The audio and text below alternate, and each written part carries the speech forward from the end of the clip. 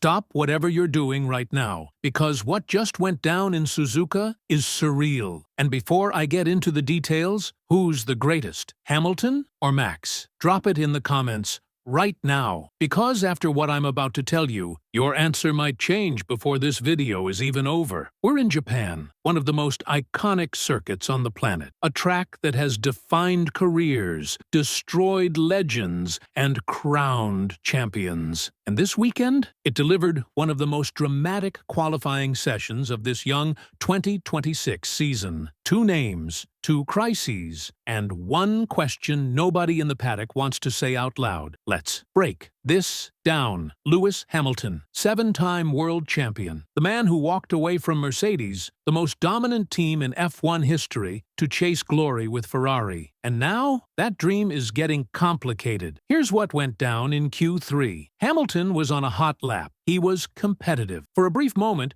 it looked like the old Lewis was back, precise, focused, surgical. And then, boom, a snap at the rear. The car slides. He corrects, like any elite driver would. Problem solved, right? Wrong. That moment, that tiny little snap, triggered a bug in the electronic algorithm of Ferrari's energy management system. The software controlling battery deployment, it crashed. And on the long back straight, where you need that power, Hamilton lost 2.5 tenths. Just like that, gone, evaporated. 2.5 tenths might not sound like much to a casual fan, but in Formula One, in qualifying, at Suzuka, that's the difference between the third row and the front row. That's the difference between fighting for the win and fighting for survival. And here's the part that's genuinely alarming. Hamilton couldn't fix it. The system reacted in a completely unexpected way. He said the expected behavior was simple: correct the car and keep it moving. But the algorithm had other ideas. He qualified 6th, his best grid position at Suzuka since 2022, sure. But Lewis himself admitted they are a long way off the cars ahead. A long way. And the race? He said, with a quiet honesty that hit hard, I have no idea how the race is going to go. I haven't been anywhere near anyone in the race simulations. That is not the language of a man who believes he's going to win a Grand Prix. But here's where it gets even more interesting. Hamilton pointed the finger, carefully, diplomatically, but clearly, at McLaren. He said, McLaren is extracting more performance out of the Mercedes engine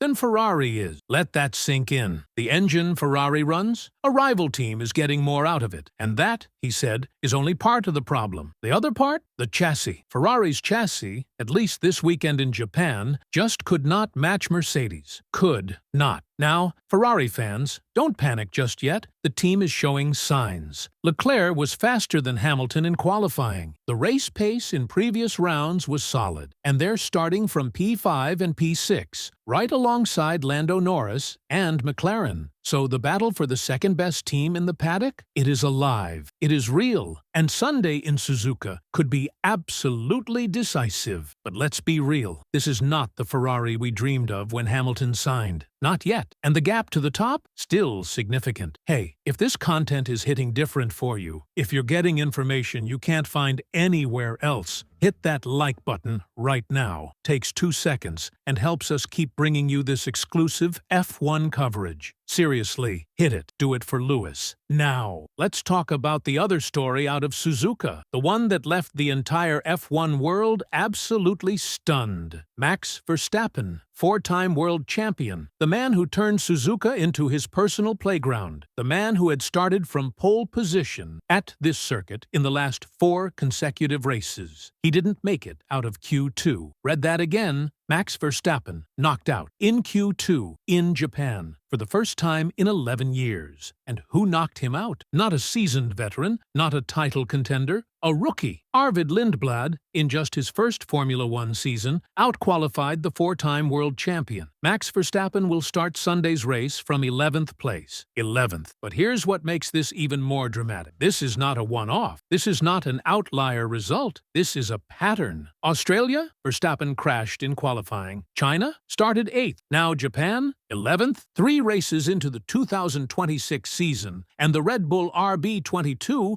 looks like a completely different animal from the championship-winning machines of the last 4 years. And not in a good way. Verstappen got on the radio, in interviews, straight to the cameras, and he did not hold back. He described the car, in his own words, as impossible to drive, said there's no rotation through the middle of corners. The rear end is loose on entry. It's unpredictable. It's inconsistent. He brought a new aero package to this weekend, and not even that worked. He said, and this is the quote that's gone viral everywhere, in qualifying, it got to a point where it was impossible to drive. Impossible to drive. That is a four-time world champion talking about his own car. In Japan, at a circuit he owned for years, and Red Bull team boss Laurent Mekies, he came out and confirmed what everyone feared. The problems in Japan? Not much different from the problems in China. This is structural. This runs deep. And he admitted it straight up. They have a lot of work to do. They are far from where they want to be. Credit where it's due. Mekies is keeping his cool. He's talking about deep analysis, understanding the limitations, coming back stronger. He's not panicking publicly. But the truth is this. Red Bull has shown zero signs of a turnaround through 3 race weekends. And while they're doing deep analysis back at the factory, Ferrari,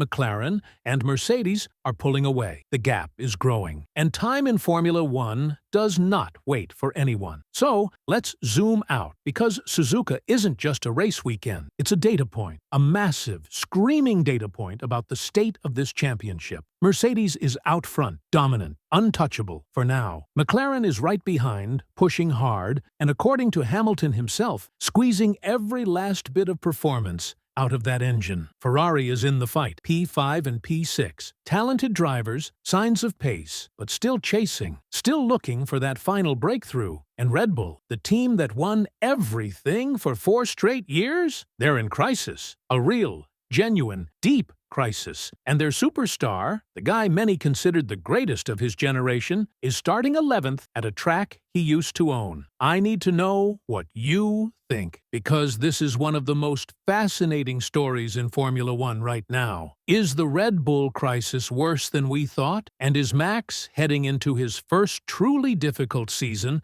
as a front-running driver? And what about Hamilton? Is the move to Ferrari looking like a mistake after just 3 races? Or is this simply the pain of a team in transition, with the glory still on its way? Drop your take in the comments. I read every single one. This community calls it right. And I want to know if you think Max bounces back, or if 2026 belongs to someone new.